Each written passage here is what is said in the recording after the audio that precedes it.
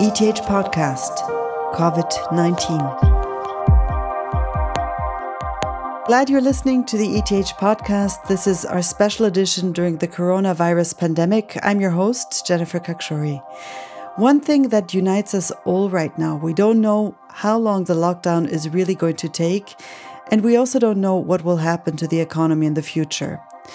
While we can't really plan vacations or go to restaurants, shop, and many other things we took for granted before, a recession seems almost unavoidable. On a larger scale, what's happening to the economy right now? Who is the most affected by the crisis, and who might the beneficiaries of this crisis be? I'm talking to someone who has a lot on his desk these days and is sharing some of his thoughts with us now. Hi, I'm Jan-Egbert Sturm. I'm director of KOF Swiss Economic Institute and at the same time professor of applied macroeconomics at the ETH Zurich. You have loads of work right now. That probably also means, although like everyone, you're working from home, I assume you don't have cabin fever. No, that's true. I work from home. Everything is fine here. But of course, the social contacts are somehow lacking. You're in touch with very many politicians and other economists near and far. What do you actually talk about? Well, obviously, the crisis itself. We're trying to discuss what the economic situation currently is like, and also, of course, what the consequences can be from prolonging the current measures that are being at stake. And what are the biggest worries, yours and also the people that you're talking to? Well, the biggest worry is, first of all, do we have control over this pandemic? Can we control the outspread of the virus? And then the second biggest worry is, indeed, what does all of this imply for the economy? And how long can we stay in a mode as we currently are in? So tourism, aviation, restaurants, cafes, these are obviously endangered businesses by the current situation. And who might be so-called losers we might not be thinking about right now? Yes, what we see are the people or the companies or the businesses which we don't normally go to. But of course, behind the scenes, there are many other suppliers. For instance, if we just think of the flower shop around the corner, we think about the flower shop which is being closed, but we don't really think that much about the people delivering these flowers to these shops. They are, of course, also being confronted by these problems. This holds more in general. Most of the small, medium-sized enterprises do not have direct contact with consumers, so to speak, but they're basically in the B2B business. They're producing something for other companies, which ultimately leads to something which is being sold to consumers. And all of them are being affected by what's currently happening. On the website of the KOF, of the Institute of the ETH that you're the head of, you have 3 different scenarios for the possible recession that we might get into. Can you tell us which one of the scenarios is most likely to confront us? Well, back then, we basically published 3 different scenarios. One was an optimistic one, then there was the intermediate one, and there was a negative one. And from today's perspective, it looks most like it's a combination of the intermediate and the negative one. Some elements turn out to be worse than expected, but others do not appear to be that problematic. So it's a sort of a combination. Then what does that mean concretely for us?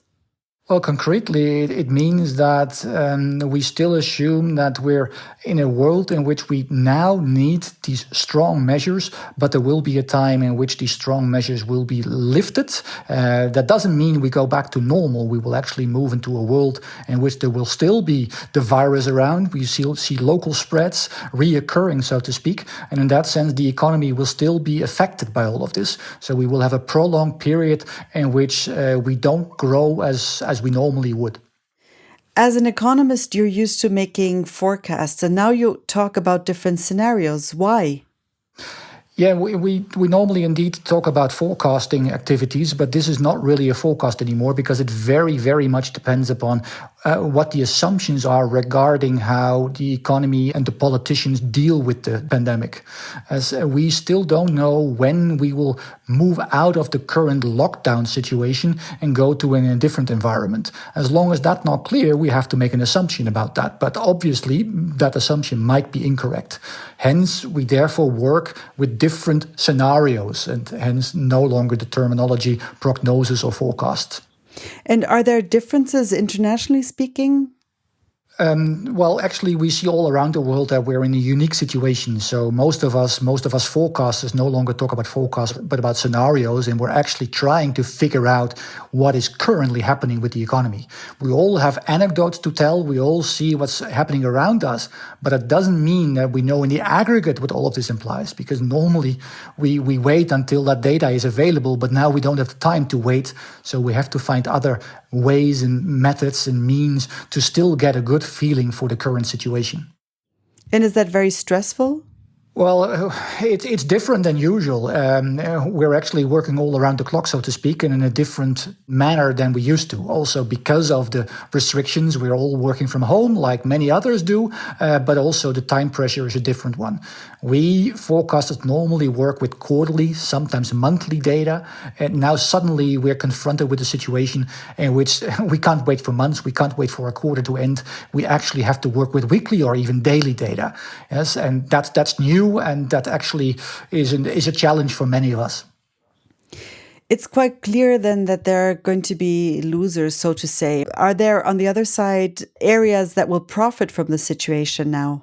Well, you always have that. In every crisis, there are winners and losers. And in a crisis, normally the losers are more important than the winners. But also here, there are types of businesses which certainly flourish. The obvious one is the health sector, at least parts of the health sector. There's increased demand. We all are very much pleased to see that this is still working, and we all admire these people working there at the moment. This is very good news, but it implies that they're in a sense winners, maybe more business-oriented. We're all nowadays working through apps which connect us with the rest of the world.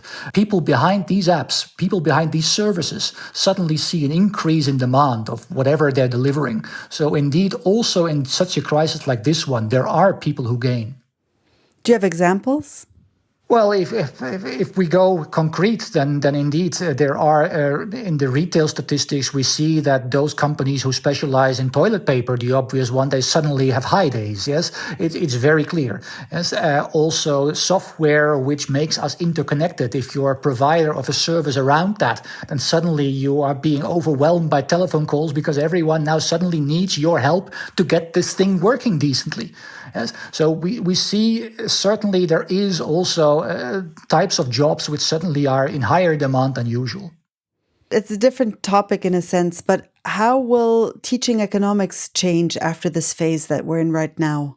We've already seen that with the financial crisis. Yes, in the financial crisis, before the financial crisis, we hardly paid attention, in macroeconomics at least, to the role of the banking sector in transmitting, for instance, monetary policy aspects. That was being simplified a lot. Since the financial crisis, we are more careful in that respect, because we have realized that there is a very important role to play for the banking sector, even in the Western world. Yes, this will be similar. Now we are going to learn that the health sector has a very important role to play, and some other aspects of the economy also should not be taken for granted or should not be underestimated, their importance at least. Thank you, Jan-Egbert Sturm, for joining us in the ETH Podcast. I produced this episode together with Tiswachter's Audio Story Lab and sound designer Luki Fretz. My name is Jennifer Kakshori.